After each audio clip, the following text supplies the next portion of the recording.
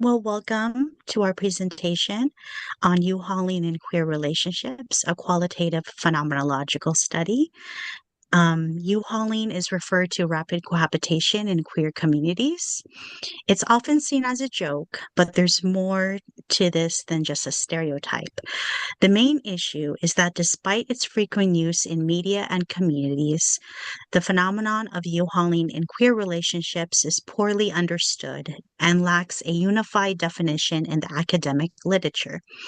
This gap perpetuates harmful stereotypes about queer women and non binary individuals, excluding their voices and experiences, and contributes to their marginalization.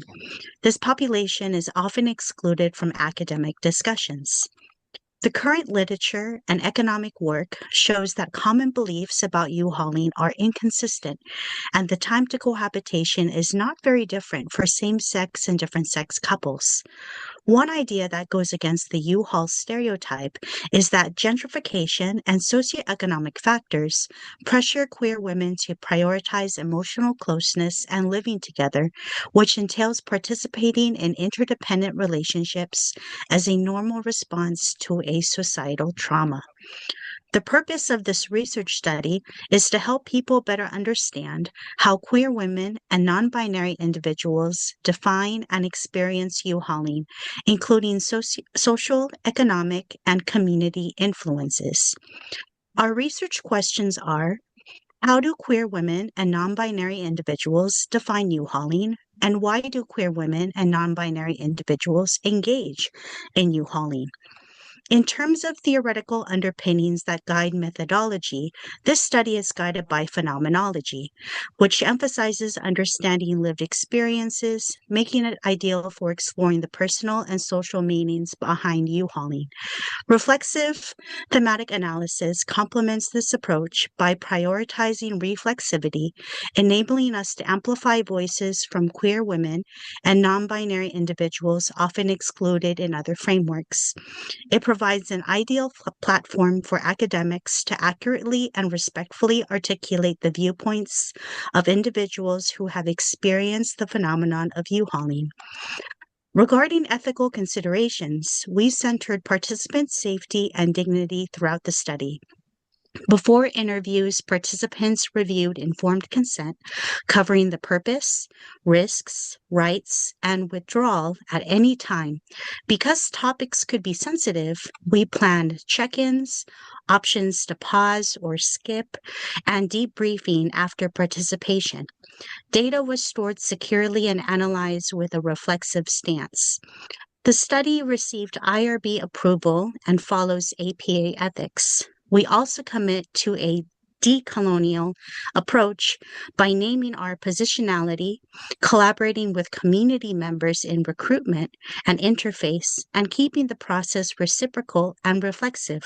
The reflexivity measures we took were naming our positionality prior to data collection and maintaining a reflexive stance during analysis, supported by individual reflexivity journals. And now moving on towards our method. So our two participants, were recruited via social media using purposive sampling. So we created a flyer advertising this study with a QR code that led to a Google form where participants could view the informed consent with everything that Marby so eloquently described included. And then within that, we also asked for their demographic information and just if they believe that they have U-hauled with a romantic partner in the past. So we wanted to really emphasize diverse perspectives, especially because this is such a nuanced topic in the first place. And the inclusion criteria for this study included everyone being 18 years or older, the participants identifying as a queer woman or non-binary person who feels as though they have previously U-hauled with another uh, queer woman or non-binary individual. And looking at the demographics of our participants, as you can see here, participant one is a 29-year-old transgender woman who is pansexual, polyamorous, white, and currently in a relationship. Then for participant 2, this participant was a 40-year-old, non-binary, bisexual, monogamous, white individual, also currently in a relationship. So once these participants were selected and reached out to by members of the research team, interview times were set up, and participants completed one-on-one semi-structured interviews about their experiences with U-hauling, in which they answered the following questions. How would you define U-hauling? Can you describe your experience with U-hauling? What motivated your decision to U-haul? How did your community or social network influence your decision? Were there any economic, housing, or structural factors that shaped your experience? How do you feel about the U-Haul stereotype? What does safety, care, and support look like in your U-hauling experience? And finally, how do you reflect on your experience now? So these interviews took about an hour each. They were they were conducted by two separate members of the research team. They were then coded by the two members that conducted the interviews, and then second rounds of coding were completed by the other members of the research team who were not directly involved in the interview process. So each interview ended up having 3 sets of coding involved.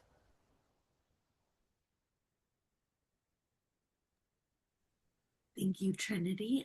Moving on to the data analysis. Our team used a reflexive thematic analysis following Braun and Clark's 6 phases. That meant that we started by really immersing ourselves in the transcripts, reading and rereading until certain words and feelings began to really stand out.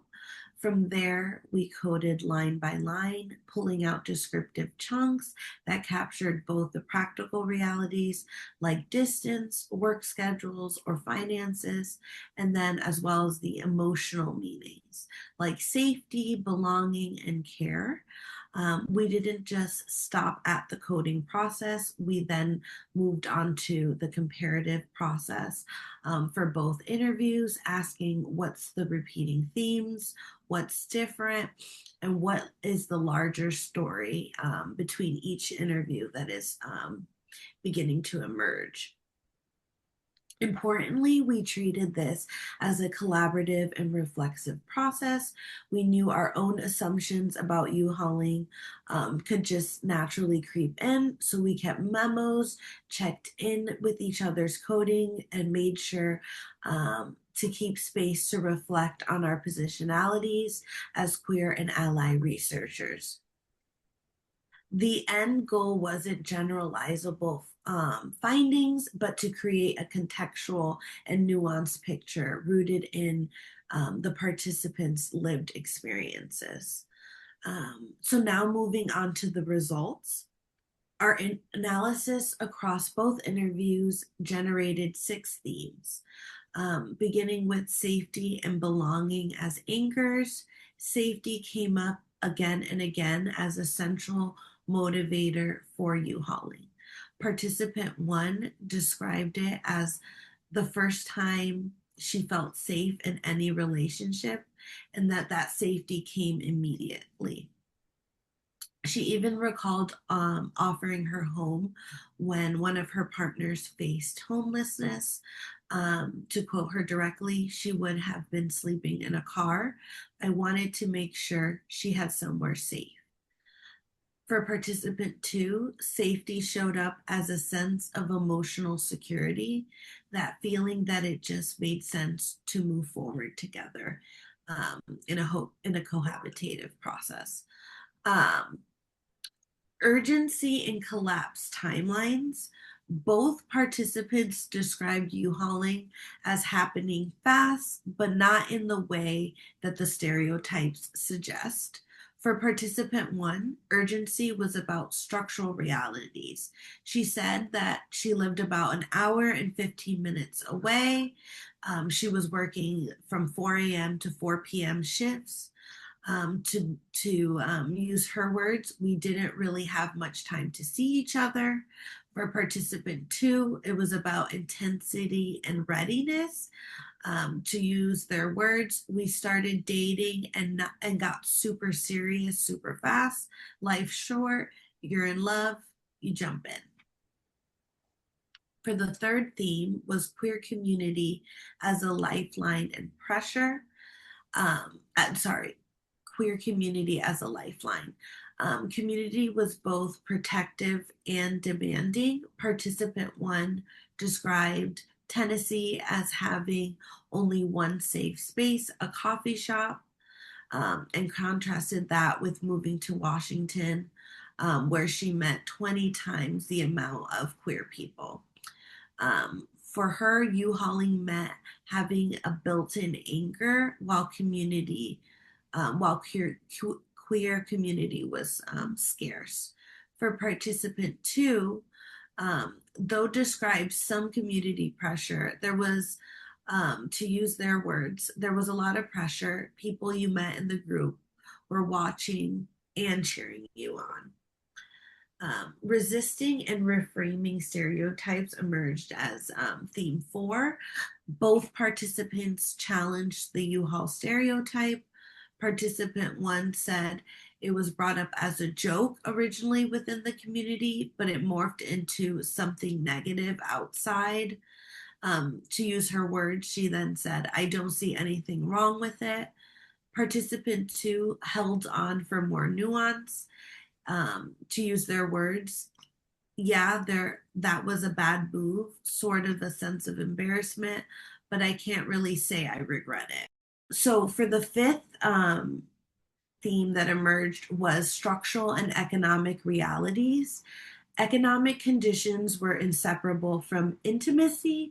Participant one explained, to use her own words, she didn't have any money to have anywhere to go. I make really good money. I'm able to support myself and the both of them.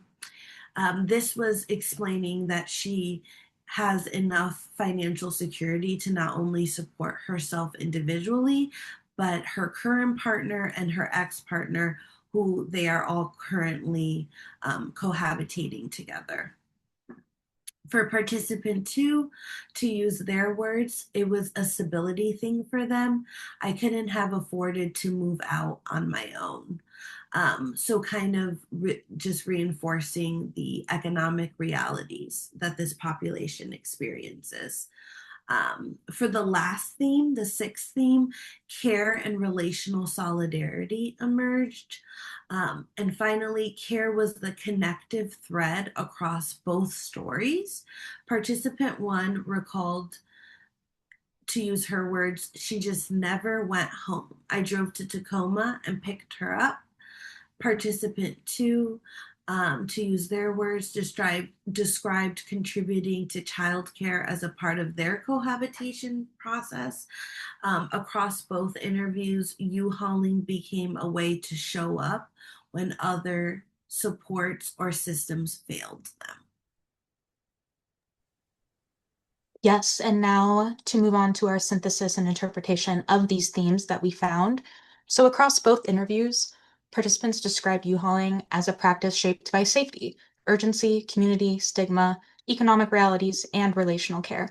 Taken together, these themes illustrate that rapid cohabitation is not easily framed as just one cause or stereotype, as the phenomenon reflects the everyday realities and lived experiences of queer women and non-binary individuals. Themes of safety, belonging, and relational support were central to participants' narratives. For both participants, moving in quickly with a partner reflected efforts to establish both emotional and physical stability, particularly in the context of past experiences of either rejection, limited housing options, and unstable relationships. Economic and structural pressures, including work schedules, commuting distances, and financial constraints and considerations, also influence decision-making, showing how logistical realities intersect with intimate relationships and rapid cohabitation. The influence of community emerged as another important factor affecting the experience of U-hauling described by participants. Findings from the interview showed that community influence was both supportive and pressuring. Participants described their social network as providing guidance, encouragement, and solidarity, and a sense of belonging. However, along with the support came expectations around relationship timelines, putting pressures on participants. This dual role of the community shows that while community can provide immeasurable support and benefit, it can also provide overt and subtle pressures, which both participants navigated carefully when making decisions about moving in with their partners. Both participants described weighing the encouragement and advice of friends and chosen family against their own needs, own comfort levels, and personal timelines, illustrating how relational decisions may be negotiated within a broader social context. Alongside these social dynamics, participants also emphasize care and relational solidarity as central to their decisions to U-Haul. Both participants describe moving in with their respective partners not merely as rapid progression of the relationship, but as an intentional act to provide support, security, and mutual care when other resources were unavailable or absent. Economic realities, safety concerns, and individual social context intersected with these relational motivations, illustrating the U-hauling may often reflect an adaptive reaction for survival in response to personal and structural circumstances rather than an impulsive or superficial choice. Together, these themes depict U-hauling as a phenomenon shaped by resilience, connection, and thoughtful relational engagement within queer communities. Nice. Thank you, Michaela. Okay, let's discuss. So quickly as a kind of refresher, right? U-hauling shaped by a lot of different factors to include like safety, physical safety, emotional safety, needing a sense of belonging, community support, it being influenced by like urgency and needing it to happen in a quick way, and shaped by a lot of economic and structural realities. The participants' experiences like highlight that like the common stereotypes about U-hauling, which is that like lesbian relationships are temporary, that they are emotional, that they're too fast, stuff like that. It doesn't reflect the complexity of like that lived experience. In terms of research for U-hauling, not a whole lot out there, not nothing. In a study done by like Arian and Ramsey in 2022, they interviewed what lesbians like thought their stereotypes were, like what stereotypes they experienced against themselves. And one of the common ones was that like their relationships are temporary. Um, Part of doing the study, we wanted to like shine light on people's experiences like of U-hauling themselves instead of like what other people have to say about it. Um, yeah. Another point of in this discussion is that like the community influence played a pretty big role in terms of how it influenced our participants' experiences of U-hauling. Um, in some ways, it was like a really, really big support area. It connected them to a lot of people. It was a really big lifeline, as we said in one of the themes. But at the same time, it set up this kind of expectation that the relationship had to succeed. And in order for a relationship to succeed, it had to escalate in these ways. One of the participants commented that it was a bit of a double-edged sword. Um, in an article written by Thurston in 2022. This is maybe one of the only articles that touches on the kind of structural complexities of the queer community and how it relates to U-hauling. They write about how shared trauma, like collective trauma in marginalized communities, can influence how community members connect with each other and rely on each other for safety. They don't reference U-hauling specifically in this study, but this was like right on the money of like what we're trying to explore in the study.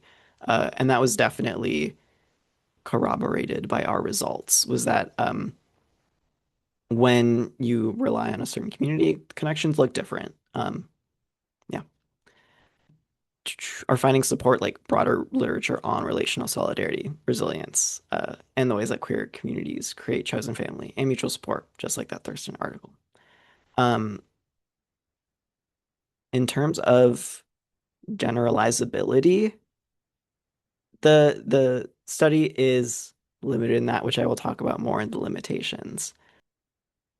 Another factor of the study that does corroborate with the literature very, very strongly, perhaps like the most strongly researched part of something like related to U-hauling, like cohabitation in queer communities, is like economic systemic influences on queer people's lives.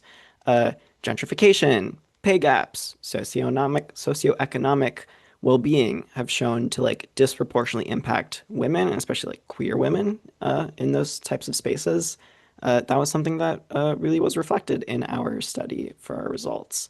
Economics did play a big role in how U-hauling showed up in our participants' lives. And even in total through our participants, we had 4 instances of U-hauling. Around like 3 of them were definitely influenced by economics, and one of them wasn't. Adding to like it's it's just so nuanced. It's a really nuanced experience of uh, I don't know how to navigate a relationship when you have different kind of systemic factors influencing it. In terms of applicability, the study lies in like the really grounded experiences of the participants themselves.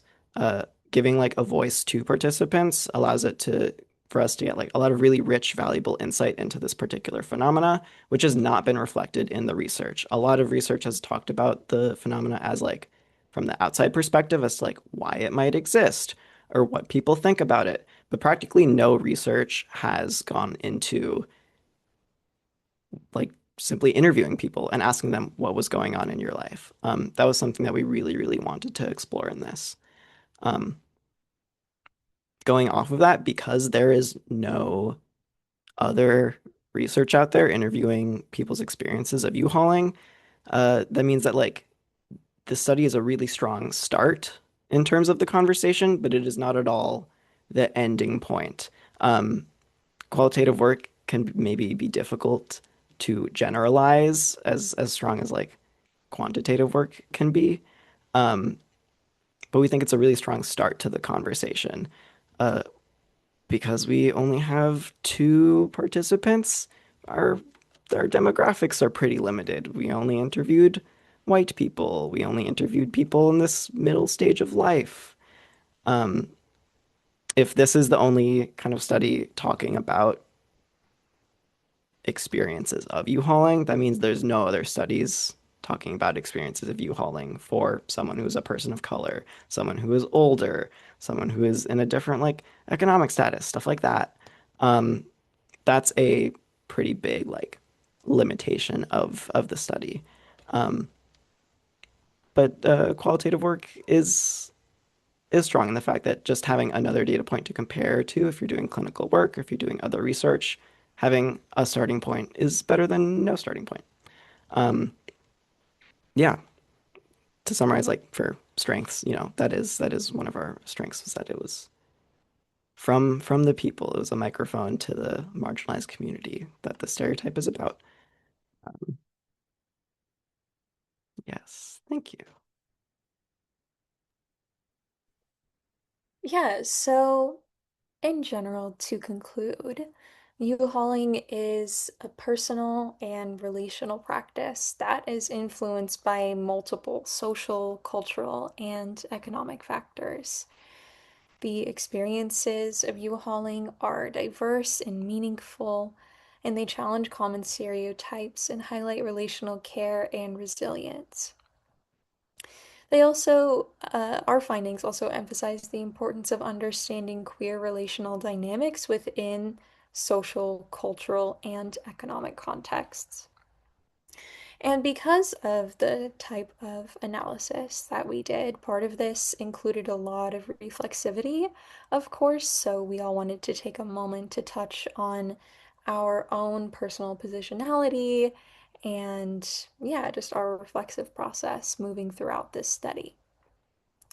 So, yeah, I'm Trinity. I am white, I'm queer, I am a cisgender woman. I've U-hauled twice previously. I honestly have a very positive view of U-hauling. One of those relationships that I U-hauled in didn't work out. We did break up while we were still cohabiting. And even so, I wouldn't say that was a terrible or negative experience for me. I'm still with the second partner that I U-hauled with, and in both cases, I think it was really just a practice that was born out of a lot of love for both of these people that I had. So I think my own personal experience is really positive. I think it can be a really beautiful thing to share your life and your space with someone like that. And I think queer relationships feel very unique in terms of connection to me. I've been in um, yeah, I've been in a variety of different types of relationships, and I just think it's something that's really special. Um, Throughout this process, I think I have a little bit of a personal bias, certainly, because I view U-hauling and my own experiences as being positive. So when we were analyzing the data, going through the interviews, and our participants were saying generally positive things as well, I would not say I was particularly surprised. I would say I was just intrigued because obviously I had a positive experience. Our participants generally had a positive experience, but it is such a unique and personal choice to do with someone. That's obviously not going to be the case for every single queer person who decides to U-haul. But I really loved hearing the perspectives of our two participants and being able to connect with others in our community about this because that was one of the my favorite things about U-hauling was just having that connection and being able to talk about, yeah, this is what happened, um, and this is how I'm demonstrating my resilience and care for these people that matter a whole lot to me. And I think it was a really beautiful process to see that reflected for our participants as well.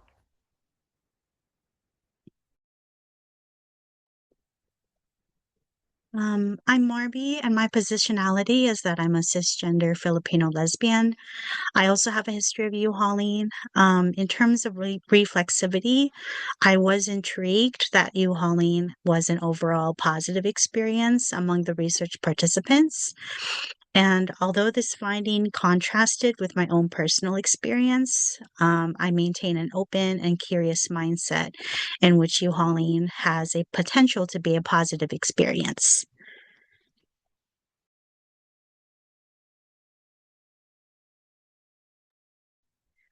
Yeah, I'm Danny.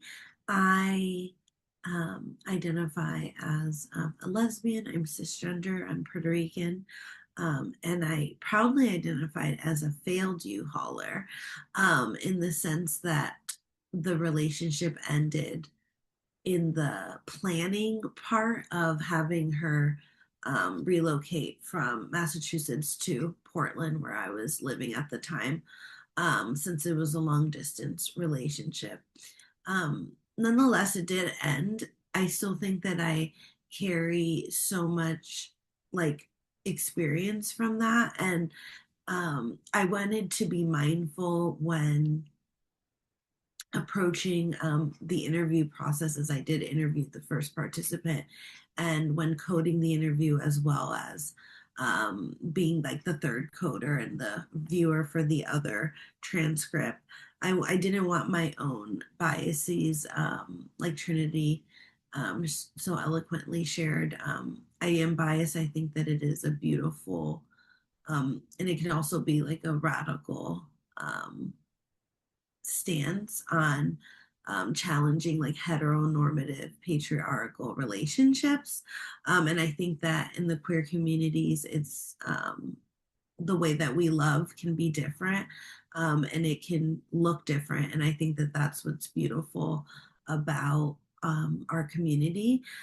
So I definitely was still mindful that that is biased because I agreed with my participant when she said I don't see anything wrong with it, and because I wholeheartedly agree. So I think that that's something that I wanted to not have my story blend in with her story or the transcript of Phoebe's participant. So I definitely um, I thought it was a beautiful experience, and ultimately, I feel really proud that we gave, um, although it was two participants, we still highlighted their stories.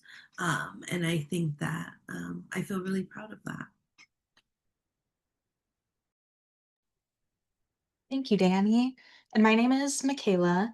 I am a cisgender, heterosexual white woman, and I don't have experience with either rapid cohabitation or U-hauling. And as such, I'm also not a member of the community that this stereotype is often applied to. And because of this, I really approach the research with openness and curiosity, while also making a conscious effort to avoid inserting my own assumptions, especially those around the difficulty of finding affordable housing or surviving on a single income now, when coding through the interview data. And this helped ensure that the participants' perspectives remain central to the analysis without inserting myself too much into it. Nice, thank you. Hi, I'm Phoebe. I'm a white trans femme. I also identify as pretty gay. I don't have experience with U-hauling though. Um, in my own relationships, I mean, I have big feelings, but U-hauling as a concept has just kind of like always existed in the back of my head as like something that I cannot and should not do. Um, and even though I have really like nuanced and complex understandings of like why people do it, um, it still has this like connotation of something that's like not allowed, that I'm not supposed to commit this wrong in a relationship. Um, and being able to like interview one of the participants and like have such a lovely and thoughtful interview as someone who's like older than me and who has done this a couple times and who has such like I don't know, deep wisdom and insight. It's a very, very valuable experience. And I feel very lucky that I've been able to like, I don't know, kind of cross that in community. Um, they were very eager to help because they also like research, which was really sweet. Um, yeah, being able to like go in knowing my own expectation of like, I understand that this is something that's more complex than it sounds, and that like stereotypes against the community are like used to kind of exercise power over it. I don't know. I really wanted to dismantle that and give that microphone to the people of the community, and I'm glad that we were able to do that. It was really fun. I learned a lot about coding and being able to like synthesize two experiences of U-hauling that were like pretty different. They had obviously, I mean, they had six excellent themes, but it was I don't know, it was a really unique learning experience that I'm glad to have had. Um, and that concludes our study. I would say if anyone has any questions, but this is a video, so think them and then maybe ask us later. Thank you so much for watching and listening. Everybody wave bye.